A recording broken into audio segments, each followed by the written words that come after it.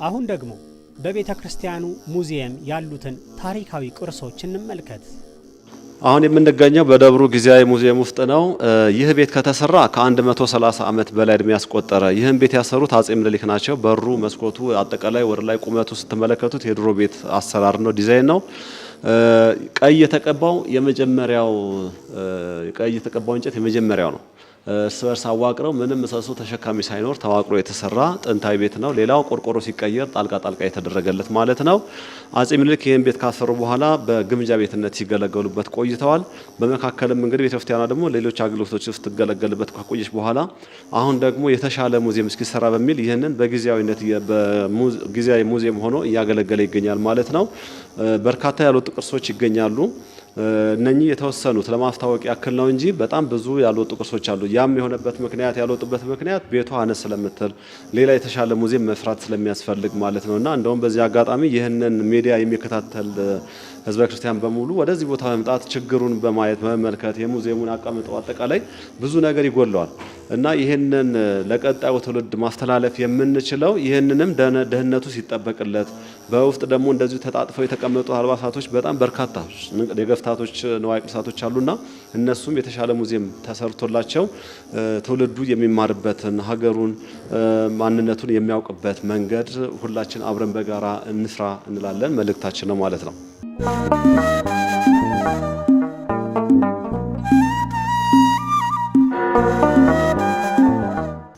ወደ ሙዚየሙ ስንመጣ መሀል ላይ የአጼ ምኒልክ የክብር ካባቸውን እናገኛለን። ይህን ካባቸውን አጼ ምኒልክ በአንኮበር መድኃኔዓለም ጥቅምት 27 ቀን የሸዋ ንጉስ በተባሉበት ጊዜ ለብሶት እንደነበር ይነገራል። ዙሪያውን ከብር ከነሐስ የተጌጠ ነው። በአጠቃላይ ከ154 ዓመት በላይ እድሜ ያስቆጠረ ጥንታዊ ካባ ነው። ዘውዱ ከብር የተሰራ ምኒልክ እዛታች ሁለት ዘውድ፣ እዚህ ደግሞ የባለቤታቸው የእቴጌ ጣይቱ ሁለት ዘውዶች አሏቸው። ከብር የተሰሩ ናቸውና በተለያየ ታሪካዊ በዓላት ላይ ያደርጓቸው የነበሩ ናቸው። ቀጥሎ ያለው ከነሐስ የስራ ማስታጠቢያ አገልግሉ ከስንደዶ ከቆዳ የተዘጋጀ ሆኖ ዙሪያውን ደግሞ ብር አስጌጠው ቤተ መንግስት ይገለገሉበት የነበረ ግራና ቀኝ ያለ መሳሪያ ወጨፎ ይባላል። 1888 የአድዋው ድል ጊዜ ከጣሊያኖች ላይ ተማረከ ማለት ነውና የመሳሪያው ስም ወጨፎ እየተባለ ይጠራል። ይሄ ሁለተኛው መሳሪያ ሲሆን ዊንቸስተር ይባላል። ይሄኛው በሁለተኛው ጦርነት ጊዜ እንደዚሁ ጣሊያኖች ይዘውት የገቡትና 1930 ላይ የተማረከ ማለት ነው። ሌላው ይሄኛው ድባቡ እንደዚሁ ለታቦት ይጠላ የነበረ ምኒልክ 1877 ዓ.ም የቅዱስ ራጉኤል ኤልያስ ቤተክርስቲያን ህንጻ ቤተክርስቲያን ተሰርቶ ካለቀ በኋላ ሲያስመርቁ ለቅዱስ ራጉኤል ታቦት እንዲጠላ ያበረከቱት ድባብ ሲሆን ዙሪያውን ከብር ከነሐስ የተጌጠ የብር ጉብጉብ የነሐስ ጉብጉብ የተሰራ ድባብ ነው ማለት ነውና ሌሎቹ እንደምትመለከቷቸው መጻሕፍቶቹ በጉዳት ላይ የሚያሉ አሉ። እንደዚሁም እንደምትመለከቷቸው አሁን ይሄኛው ግብረ ሕማማት ታቦቱ ከዋሻው ከነበረበት ጊዜ ጀምሮ ከ150 ዓመት በላይ እድሜ ያስቆጠረ ሆኖ ነገር ግን ከሆሳዕና እስከ ትንሣኤ ድረስ በዛይ ሰባቷ ቀን የ24 ሰዓት የተዘጋጀ ሆኖ ስለ ክርስቶስ ስለ ግርፋቱ ስለ ስቅለቱ የሚናገር ቅዱስ መጽሐፍ ነው። ይሄኛው ቀደም ብዬ ሐውልታቸውን ያሳየኋችሁ ጸሐፊ ትእዛዝ ገብረስላሴ የጻፉትና የሳሉት የቅዱስ ራጉኤል ድርሳን ነው። በመካከል ላይ በርካታ ስዕሎችም ይገኙበታል። ይህ ማለት እንግዲህ ጸሐፊ ትእዛዝ ገብረስላሴ ከጸሐፊነታቸው በተጨማሪ ሰዓሊ መሆናቸውን ያመለክተናል ማለት ነው እና ይህ ድርሳን የተጻፈው ከአድዋ መልስ 1896 ላይ ነው።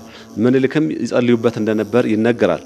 ነገር ግን ላልተወሰነ ጊዜ ግን ከዚህ ቦታ ጠፍቶ ወይም ተሰርቆ ሄዶ ለ22 ዓመታት ያክል በፈረንሳይ ሀገር ቆይታ አድርጎ የተለያየ ገቢረ ተአምራት በማድረግ ከ22 ዓመታት ቆይታ በኋላ 1990 ዓመተ ምህረት ላይ በአቡነ ጳውሎስ አማካኝነት ወደዚህ ወደ ቦታው እንዲመለስ ተደርጓል ማለት ነው።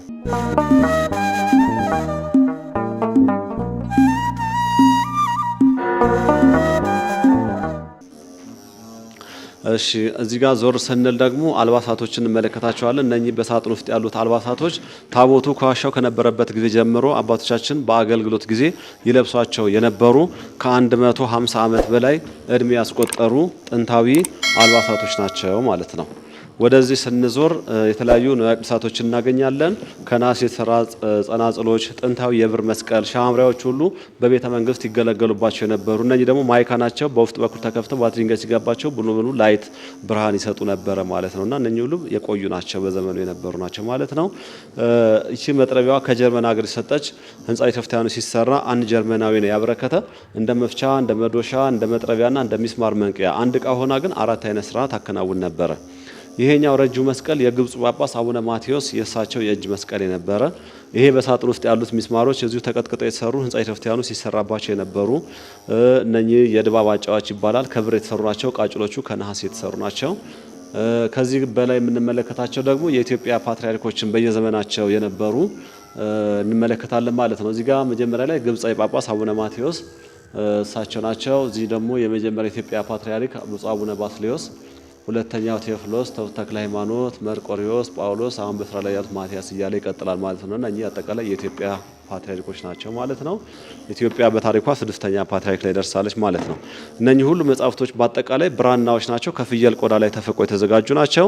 እንግዲህ አባቶቻችን ወረቀት ባልነበረበት ዘመን ብራና ዳምጠው ቀለም በጥብጠው እያንዳንዳቸውን በዶሮ ላማ ወይም ሸንበቆ ቀሰም እንጨት ቀለም ተበጥጦ እየተዘጋጀ ለትውልድ እቆታቸውን ሲያስተላልፉበት የነበረ የቤተ ክርስቲያን ትልቅ ቅርስ ታሪክ ነው ማለት ነው ብራና።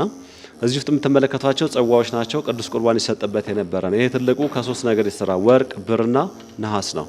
ከ3 ነገር የተሰራ በምኒልክ ዘመነ መንግስት የነበረ ማለት ነው። ይቺ እርግብ የምትመስለዋ ከብር የተሰራች ናት። ከትግራይ ንጉስ አጼ ዮሐንስ ለአጼ ምኒልክ መጀመሪያ ላይ ጦርነት ነበራቸው። ምኒልክ ንጉሰ ነገስት ለኢትዮጵያ እስኪባሉ ድረስ ማለት ነው። ከሰላም ከፈጠሩ በኋላ ግን 1875 ዓመተ ምህረት ላይ እርቅ ሲያወርዱ እሳቸው የትግራይ ንጉስ አጼ ዮሐንስ ለአጼ ምኒልክ በድንኳን በጥላ አናት ላይ እንደ ሰላም ምልክት የሰጧቸው ማለት ነውና ሌሎችም በርካታ ድንኳኖችን የተለያዩ ብዙ ታሪካዊ ቅርሶችን ሰጥተዋቸው በግምጃ ቤት ውስጥ ይገኛል ማለት ነው። እዚህ ጋር የምትመለከቷቸው እነኚህ ሁለቱ ስንክሳር ይባላሉ።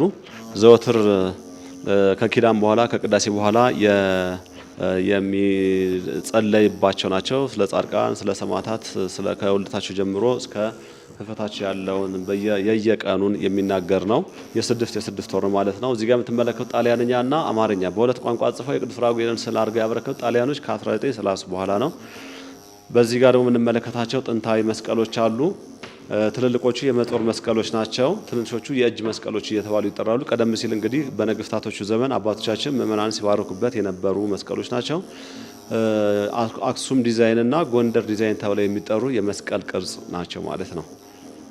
እነኚህ ደግሞ ከቀንድና ከእንጨት የሚሰሩ ዋንጫዎች ናቸው። ቤተ መንግስት ጠጁ ጠላ ይጠጣባቸው የነበረ ማለት ነው እና በጣም በርካታ ከእንጨት ከቀንድ የተሰሩ ዋንጫዎች ይገኛሉ። እነኚህ ያው ለተወሰነ ለማሳየት ያክል የወጡ ስለሆኑ ነው ማለት ነው። በርካታ ያልወጡ ይገኛሉ በቦታው ላይ። ይሄ ከቆዳ የተሰራ እንደ ካዝና ወይም ሻንጣ ሆኖ በቤተ መንግስት ወርቃቸው ብራቸውን እያደረጉ በተለያየ ቦታም ሲሄዱ በቀላል ይዘውት ይጓዙ ነበር። ከእንጨት ቢሆን በጣም ይከብዳል፣ ግን ከቆዳ ስለሆነ በቀላል ይዘውት ይሄዳሉ። ቆዳ፣ የበሬ ቆዳና ሸራ እንጨቶችን ለማጠናከሪያ የሚጠቀሙት። ከዛ በ3 ቁልፎች ይቆልፋል። በቤተ መንግስት እንደ ካዝና ሆኖ ያገለግል የነበረ ነው በዘመኑ። ይህ የምኒልክና የጣይቱ የጠፍር አልጋ ሲሆን በቤተ መንግስታቸው የነበረ ነው። እንጨቱ የጥድ እንጨት ነው፣ እርስ በርስ ተዋቅሮ የተሰራ ነው። ይሄ ደግሞ ያ የበሬ ቆዳ ተተልትሎ የጠፍር አልጋ እየተባለ የሚጠራው ማለት ነው። ይሄ ድባቡ ከጣሊያን ሀገር የሰጣ ነው ድባብ ነው። ከዛ ከጽሁፉ ጋራ ጣሊያኖች ለቅዱስ ራጉኤል ያበረከቱት ነው። ይህን ያበረከቱበት ምክንያት 1931 ላይ ለ5 ዓመት በቆዩባቸው ጊዜያት 1928 ላይ መጀመሪያ እንደመጣ ዋናውን የምኒልክን ቤተ መንግስት ከዚህ ቦታ ላይ በጀትም ተጠቅሞ አቃጥሎታል። ታሪኩን አጥፍቶታል ማለት ነው። መጀመሪያ በሳቸው ታወርዶ ስለሄደ ማለት ነው። ከዛም በኋላ ግን 5 ዓመት ያክል ቆይቶ ነበር በእንጦጦ ላይ ቤተ መንግስቱን በዚህ ምሽጉን በዚህ አድርጎ ማለት ነውና 1931 ላይ ግን በዚህ ቤተክርስቲያን ቅጥር ግቢ ውስጥ ገብተው ያልተገባ ነገሮችን በሚፈጽሙበት ሰዓት በጠራራ ፀሐይ በጥር ወራት ነው ይላል መብረቅ ከሰማይ ወርዶ ብዙ ጣሊያኖችን ጨርሷቸዋል። ከዛ በኋላ ከዚህ ከእንጦጦ ለቀው ወደ አዲስ አበባ ወረዱ ይባላል በታሪክ አባቶቻችን ሲነግሩም ማለት ነውና ይህ ምስክር የታሪክ ስለተከናወነባቸው አገራቸው ከሄዱ በኋላ ግን ከ2 ዓመት ቆይታ በኋላ 1933 ላይ ከሄዱ በኋላ ግን ምስክርነት ያንን መደቡን አረንጓዴ አድርገው ጽሁፉን አጽፈው የቅዱስ ራጉኤልን ስዕል አድርገው ይህ ድባቡ ለታቦት እንዲጠላ ያበረከቱት ጣሊያኖች ናቸው። ይሄ የብር ከበሮ 1880 ዓመተ ምህረት የጽሁፉን ከላይ ይገኛል። 1880 ዓመተ ምህረት ላይ አጼ ምኒልክ ለቅዱስ ራጉኤል ኤልያስ ቤተክርስቲያን ያበረከቱት የብር ከበሮ ሲሆን ከአበረከቱበት ጊዜ ጀምረ ስንቆጥር ከ134 ዓመት በላይ እድሜ ያስቆጥሯል። እንደ ማንኛውም ከበሮ ከአንድ ወጥ እንጨት ከተዘጋጀ በኋላ ከላይ ሙሉ ለሙሉ የተለበጠው ግን ብር ነው፣ የብር ከበሮ ነው።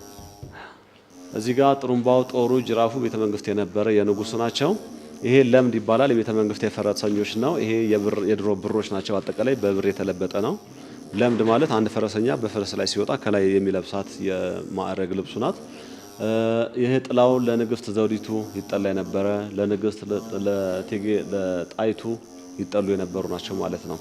እነኚህን ስራዎች ደግሞ ቤተ መንግስት ጠጁ ጠላ ይጠመቅባቸው የነበረ ነው። 1879 ላይ አዲስ አበባን ቆርቆረው ምኒልክ ሲወርዱ ከቤተ መንግስታቸው ያሉትን አሁን እዚህ የምንመለከታቸው ቅርሶች በሙሉ ከቤተ መንግስታቸው ወደዚህ የተሰጡ ናቸው። ግማሹ ለዚህ ለእንጦጦ ራጉኤል ለኢያሱ ቤተክርስቲያን፣ ግማሹ ለእንጦጦ ማርያም ማለት ነው። እነኚህም ጋኖች በዛውኑ ጊዜ በቤተ መንግስት ውስጥ ጠጁ ይጠመቅባቸው የነበሩ ሆነው ሌላው ተሰባብሮ አልቆ እነኚህ እንግዲህ ከዛ የተረፉ ናቸው ማለት ነውና እያንዳንዳቸው ከ145 ዓመት በላይ እድሜ ያስቆጠሩ ሆነው እስካሁን እንግዲህ በቅርስነት በዚህ ሁኔታ ላይ ይገኛሉ ማለት ነው። እንስራ ለውሃ መቅጃ ሲያገለግላቸው፣ ጋኖች ደግሞ ለጠላ መጥመቂያ ያገለግል ነበር። ፕላስቲክ እነ በርሜል ከመምጣታቸው በፊት ማለት ነው። ይሄ ከናስ የተሰራ ጽና ማህደር የመጽሐፍ መያዣቸው ከቆዳ የተዘጋጀ በቤተ መቅደስ የነበረ ነው። በዚህ የምንመለከታቸው ጥንታዊ መስቀሎች እንመለከታለን። አክሱም መስቀል፣ ጎንደር፣ ላሊበላ በእነሱ ዲዛይን የተደረጉና ከ145 ዓመት በፊት በአገልግሎት የነበሩ መስቀሎች ናቸው። እዚህ ጋር ከብር ከናስ የተሰሩ ቃጭሎችና እንደዚሁም የዕጣን መቀነሻ ከብር የተሰራ ነው። እዚህ ውስጥ ያለችዋ ፍሬሟ ወርቅ ቅብ ነው። ከእንግሊዟ ንግስት ቪክቶሪያ ለአጼ ምኒልክ የሰጠቻቸው የፊት መፍታወት ነው። ጊዜውም 1870 ዓመተ ምህረት ነበር። በቤተ መንግስታቸው አድርገው ምኒልክ ካባቸውን ማንኛውንም ነገር ሲለብሱ ይመለከቱበት እንደነበር ይነገራል ማለት ነው። ወደዚህ ጋር ስንመጣ ይቺኛዋ ጥላ የምኒልክ ናት። በቤተ መንግስት አብራቸው የቆየች ማለት ነው። ቀጭኗ የቤተክርስቲያኗ ሀረግ ዲዛይን ነው። 3 ፎቅ ሆኖ ማለት ነው። ቀጭኑ የቤተክርስቲያኑ ሀረግ ነው፣ ዲዛይን ነው። ዘውዱ የምኒልክ ነው። ግራና ቀኝ ያሉት ደግሞ የቤተ መንግስት አርማቸው ማለት ነው። በወርቀ ዘቦ ክር የተሰራ ነው። ይህ መጋረጃ ደግሞ ከጅማ ንጉስ አባጅፋር የተሰጠ ነው። ጅማ ንጉስ አባጅፋር ሙስሊም ናቸው። ነገር ግን ከምኒልክ ጋራ የቅርብ ታሪክ ስላላቸው የቅርብ ወዳጅ ስለነበሩ 1877 ዓመተ ምህረት አጼ ምኒልክ ህንጻ ቤተክርስቲያኑን ሲያስመርቁ ከሀገር ውስጥም ከውጭም በርካታ ታላቅ ሰዎችን ጋብዘው ስለነበረ የጅማ ንጉስ አባጅፋርን በክብር እንግድነት ሲጋብዟቸው እሳቸው ደግሞ ወደ ቤተክርስቲያን ሲመጡ በጣም ትልቅ መጋረጃ ቤተክርስቲያኑ ዙሪያውን 8 ማዕዘን የሚያርስ መጋረጃ ነበር ይዘው የመጡትና እስቲል እስካሁን ድረስ በእሳቸው ስም አባጅፋር እየተባለ ይጠራል መጋረጃው። ይሄኛው ከፊሉ የአንዱ ሳይዝ ነው ማለት ነውና ከጅማ ንጉስ አባጅፋር የተሰጠ መጋረጃ ነው። ይቺ ከግሪክ ኦርቶዶክስ የተሰጠች የእመቤታችን ስዕል ናት። ፍሬሙ አሁን የተሰራላት እንጂ ስዕሏ የድሮ ናት። ለየት ያለች ናት በጣም። በዚህ የምትመለከቷቸው እንደ መጻሕፍቶቹ በአጠቃላይ ቀደም ብዬ እንደነገርኳችሁ ብራናዎች ናቸው። ይሄኛው 4ቱ ወንጌል፣ ተአምረ ማርያም፣ ድርሳን፣ መዋሥዕት በአጠቃላይ ከ145 ዓመት በፊት ታቦቱ ከዋሻው ከነበረበት ጊዜ ጀምሮ አገልግሎት ይሰጥ የነበረ ማለት ነው። አሁን ደግሞ በሙዚየም ውስጥ ሆኖ ያው ለጎብኚዎች ክፍት ሆኖ እየተመለከተ እንገኛለን ማለት ነው። በዚህ ያሉት አልባሳቶችም ቀደም ብዬ እንደነገርኳችሁ ካህናት በአገልግሎት ጊዜ የለብሷቸው የነበሩ ጥንታዊ በጉዳት ላይም ያሉ ናቸው ማለት ነውና ከ145 ዓመት በላይ እድሜ ያላቸው ናቸው። መቋሚያዎቹ እዚህ ጋር የምንመለከታቸው ነጫጮቹ ከዝሆን ጥርስ፣ ሌላው ደግሞ ከበሬ ቅንድ የተሰራ ምኒልክ የያዙትም ከዝሆን ጥርስ የተሰራ ነው። በርካታ ከ300 በላይ በዚህ አይነት ዲዛይን የተዘጋጁ መቋሚያዎች አሉ። ነገር ግን ምንን ያመላክታል? ምኒልክ በዘመናቸው ከ300 በላይ ካህናት እንደነበሯቸው ያመላክታል ማለት ነውና እኛም በታሪክ ስንሰማ የቅኔ ማህሌት አገልግሎት ዙሪያውን እንደነበር ይነገራል እና በዛን ሰዓት እንግዲህ በዝማሬ ጊዜ በቅዳሴ ጊዜ የተገለገሉባቸው መቋሚያዎች ናቸው። አሰራራቸውም ከዝሆን ጥርስና ከበሬ ቀንድ ነው ማለት ነው።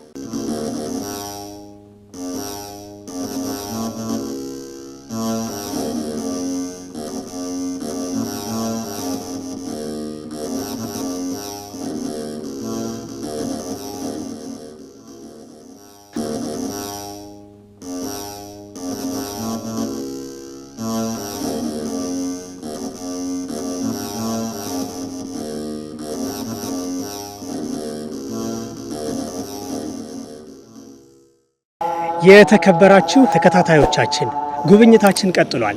ርዕሰ ገዳማት ወአድባራት እንጦጦ ደብረ ኃይል ቅዱስ ራጉኤል ወኤልያስ ቤተክርስቲያን ውስጥ ነው የምንገኘው።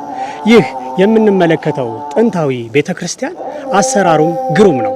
በተለይ በእንቁላል አስኳል፣ በወይራ ዘይት፣ በኖራና በአሸዋ የተገነባ እንደሆነ በሃ ድንጋይ እንደተጠቀሙና የጽድና ወይራ እንጨቶችን ተጠቅመው ይህንን የመሰለ ህንፃ ቤተክርስቲያን አባቶች ለዛሬ አቆይተውልናል። የቀጣዩ ትውልድስ በምን መልኩ ተንከባክቦ ይህንን ቤተክርስቲያን በዘለቄታዊነት ሊያስቀጥለው ይችላል? አብረን እንከታተል። የእግዚአብሔርን ቃል የተናገሯችሁን ዋኖቻችሁን አስቡ። የኑሯቸውንም ፍሬ እየተመለከታችሁ በእምነት ምሰሏቸው። እንዳለ መጽሐፍ የኑሯቸውን ፍሬ እየተመለከትን በእምነት እንድንመስል አባቶቻችን በየዘመናቸው ያቆዩት ነው።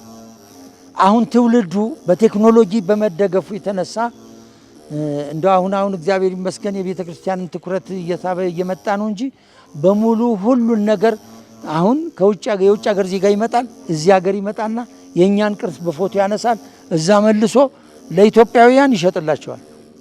የራሳቸውን ግን ባለቤቶች ናቸው። እዚህ መምጣት አለ። እኛ አሁን ይህን ሚዲያም የምትከታተሉ በሙሉ ወላጆች በሙሉ በአጠቃላይ ለልጆቻችሁ ልታሳዩ ይገባል። ልጆቻችሁ ዛሬ ካላሳያችኋቸው የነ ሞዛርትን ቅኝት የነ ቦምባርሊን አካሄድ በሙሉ እዛ ያንን እያሳያችሁ ልጆቻችሁን ሁሉ በመጥፎ መስመር ከሚሄዱባችሁ ቤተ ክርስቲያኒቱ ማን እንደሆነች ዛሬ ካላሳያችኋቸው ቄሳቸው ማን እንደሆነ ቤተ ክርስቲያናቸው ምን እንደሆነች የሚያውቁት ነገር የለም። በምን ቤተ ክርስቲያንን ለማወቅ ወደ መዘክር ነው የሚሄዱት። በቤተ መዘክር ለማየት ካልሆነ በስተቀር እጣኑን አሽትተው ጉዝጓዙ ምን የቤተ ክርስቲያኒቱ ትውፊት በሙሉ ምን እንደሆነ እንዲያውቁ እንዲደረግ ነው። ለምን ነገ ያለውን ትውልድ አባቶች ያቆዩትን ጠብቆ እንዲያስረክብ ለማሳየት አንድ ስራ መሰራት አለበት። አሁን እዚህ በጥምቀት ላይ ምንጣፍ የሚያነጥፉ ወጣቶች አሉ። ለታቦቱ ክብር እንዲሰጡ ልጆቹ የተለያየ ህይወት ላይ ነው ያሉ። ነገር ግን ለክብሩ መተው ቆመዋል። ለክብሩ መተው መቆማቸው የእግዚአብሔርን ክብር እንዲያዩ ያደርጋቸዋል።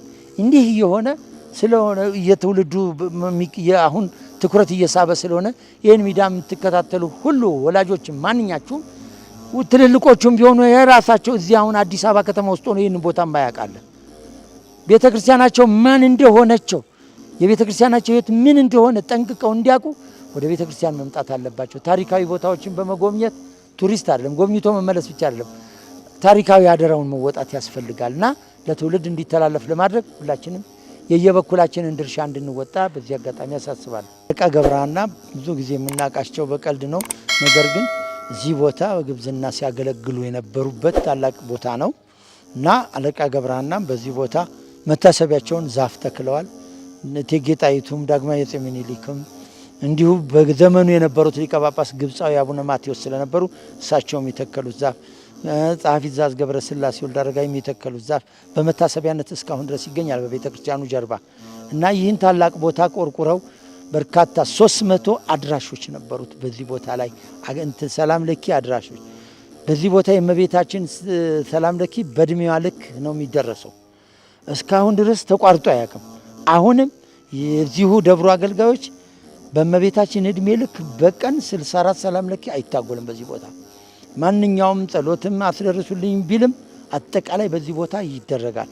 ስለዚህ እኚህ ታላቁ የኢትዮጵያ ባለውለታ ዳግማዊ አፄ ምኒልክ ይህንን ታላቁን መቅደስ እዚህ ቦታ አኑረውት በዚህም ቦታ ላይ ነቢዩ ቅዱስ ኤልያስ እንደገና ደግሞ አሁን እንጦጦ ማርያምም ከዚህ ነው ወጥተ ለንግስቲቱ መታሰቢያ ተብሎ የእመቤታችንን ጽላት ሰጥተው እመቤታችን እዛ ከተከለች። ካሳንቺስም እና ደብረ ጽጌ ቅዱስ ዑራኤል ከዚህ ነው የወጣው። ፒያሳ ያለው ጊዮርጊስ ራሱ ንጉሥ ወደ ዘመቻም ሲሄዱ ይዘውት ሄዱ። እሱም እዚህ ነበረ። የሁሉም አባታቸው ነው ይህ ቦታ። ይህ ቦታ አሁንም በርካታ ዘመን ያስቆጠሩ ታቦታት የሚገኙበት ይህ ታላቅ የከበረ ቦታ እስካሁን ድረስ ታሪካዊ ይዘቱን ጠብቆ አገልግሎቱ ተጠብቆ እስካሁን ድረስ አለ።